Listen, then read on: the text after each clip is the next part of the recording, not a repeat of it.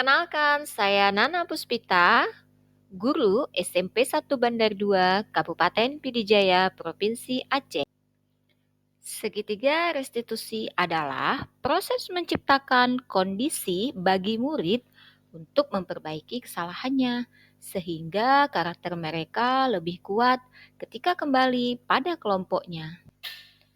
Restitusi membantu murid menjadi lebih memiliki tujuan disiplin positif dan memulihkan dirinya setelah berbuat salah. Restitusi bukan untuk menebus kesalahan, namun belajar dari kesalahan untuk memperbaikinya. 3 langkah penerapan restitusi. Yang pertama, menstabilkan identitas. Yang kedua, validasi tindakan yang salah. Yang ketiga, menanyakan keyakinan. Menstabilkan identitas. 1. Berdasarkan prinsip membuat kesalahan adalah bagian dari proses pembelajaran. Yang kedua, menggeser identitas gagal ke identitas sukses. Yang ketiga, tidak mengkritik murid yang sedang mengalami identitas gagal. Validasi tindakan yang salah. 1.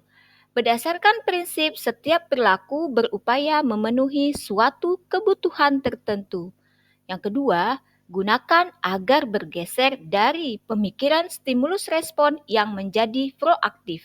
Yang ketiga, mengenali dan memahami kebutuhan murid akan memperbaiki hubungan dengan murid. Yang keempat, pernyataan atau pertanyaan yang disampaikan dengan nada suara yang tidak menghakimi atau memojokkan. Menanyakan keyakinan. 1.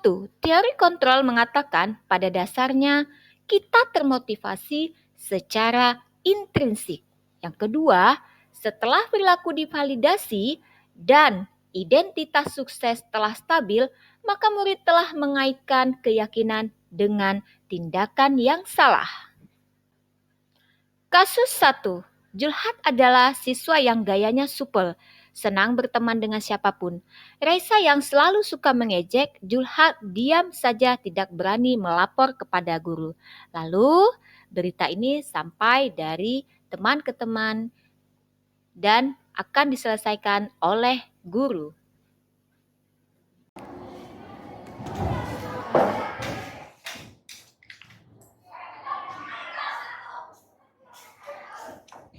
Assalamualaikum. Ibu mau Raisa? Iya, Ibu Raisa. Apa kabar Raisa? Baik. Baik. Duduk lagi, Nuk. Raisa tahu gak kenapa itu kamu? Tahu, Bu. Kira kenapa?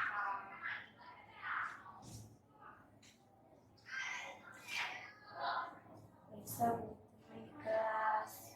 Raisa membuli teman di kelas. Siapa yang Raisa bully? Surat namanya. Julhat. Apa yang Raisa katakan kepada Julhat? Raisa ejek-ejek dia. Bilang kalau dia kayak bencong. Nah, Raisa juga usir dia. Pergi sana kamu main sama anak lagi.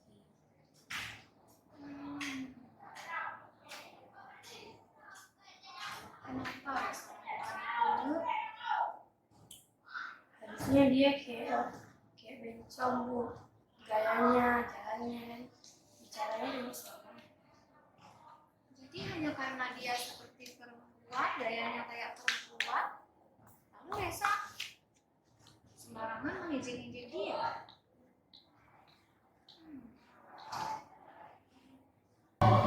Kalau misalnya sekarang begini, coba posisikan posisi Julhat itu adalah Raisa. Raisa yang diejek, Raisa yang dibully. Bagaimana perasaan Raisa?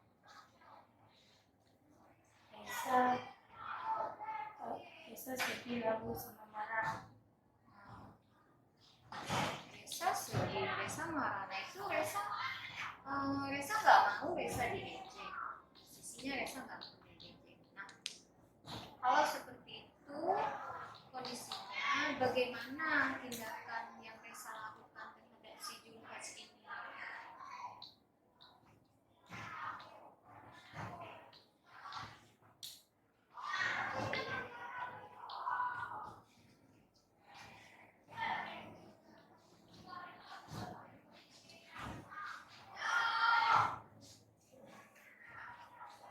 sedih.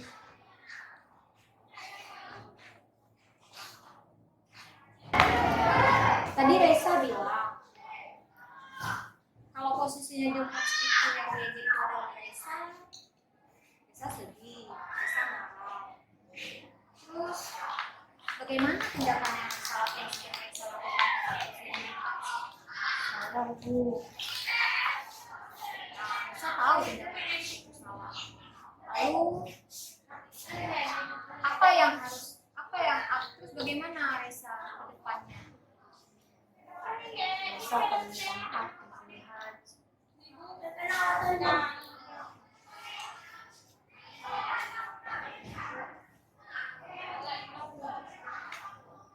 Terus apa lagi? Reza tidak akan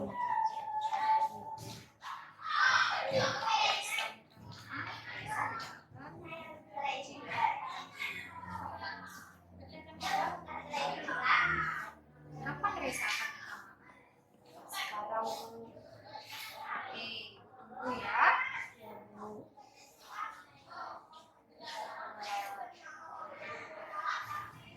Baik, Reza sekarang sudah bisa kembali ke kelas ya. Ya, berharap Reza bisa menyadari dan berubah nggak menjadi orang lagi ya. Bisa kembali ke kelas.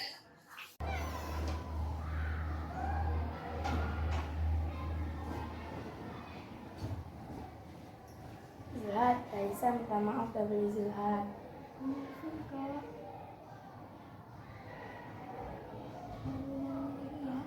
Iya.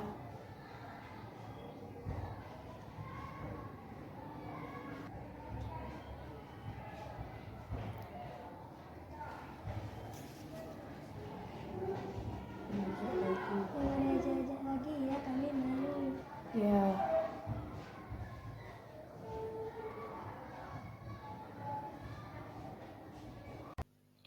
Kasus 2, Habsyi yang sudah sering diberitahu guru agar memangkas rambutnya yang sudah panjang tetapi tidak pernah dihiraukan. Waalaikumsalam, masuk. Silakan duduk. Apa kabar Habsyi? Alhamdulillah baik Bu. Alhamdulillah ya. Habsyi tahu kenapa Ibu panggil ke sini? Tahu Bu. Kenapa Ibu panggil? Ya Bu, saya tidak mematuhi tata tertib sekolah. Habsyi tidak mematuhi tata tertib sekolah. Seperti mana yang Habsyi tidak patuhi? Coba Habsyi lihat ini, baca tata tertib sekolah. Oh ya Bu, ada di poin 6.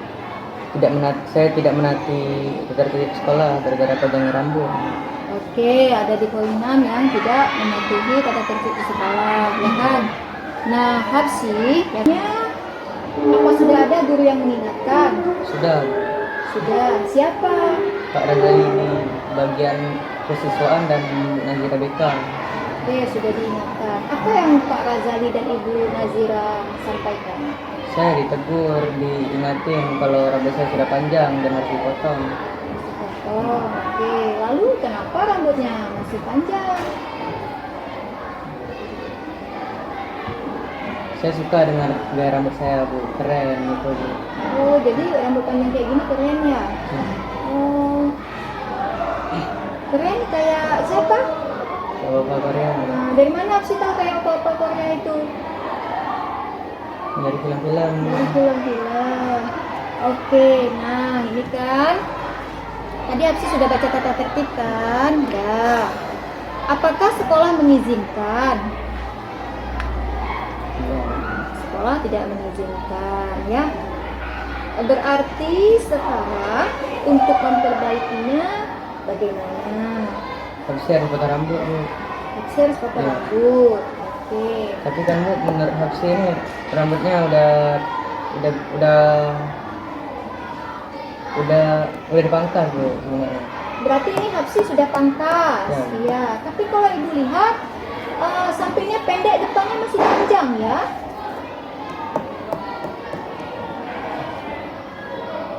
Menurut Habsyi ini udah bisa Bu. Menurut Habsyi ini sudah bisa. Oke, sekarang Ibu ingatkan lagi. Apakah berambut panjang dengan tata tertib sekolah ini sekolah mengizinkan? Ya, sekolah tidak mengizinkan. Lalu sekarang bagaimana Hapsi? Hapsi harus potong lagi depannya Bu. Hapsi harus potong lagi depannya. Kapan Hapsi mau potong? Besok Bu. Besok. Oke, itu janji Hapsi ya sama ibu. Oke, baik. Baik Hapsi, sekarang ibu mau Hapsi bagaimana nih? Supaya Hapsi kedepannya menyadari dan tidak akan mengulangi. Bagaimana inti dari permasalahan melanggar tata tertib sekolah ini yang rambut Hapsi panjang? Hapsi harus potong rambut lagi, terus nggak boleh panjang rambut. Ya, nggak boleh panjang rambut ya. Jadi kalau kira-kira udah panjang, potong ya, dipangkas rambutnya yang rapi ya. Walaupun rambut pendek, tetap keren juga. Nah, bukan rambut panjang yang membuat kita keren ya. Oke, baik Hapsi. Sekarang Hapsi boleh kembali ke kelas ya. Makasih ya. Semoga Hapsi sadar dan memperbaikinya. Oke.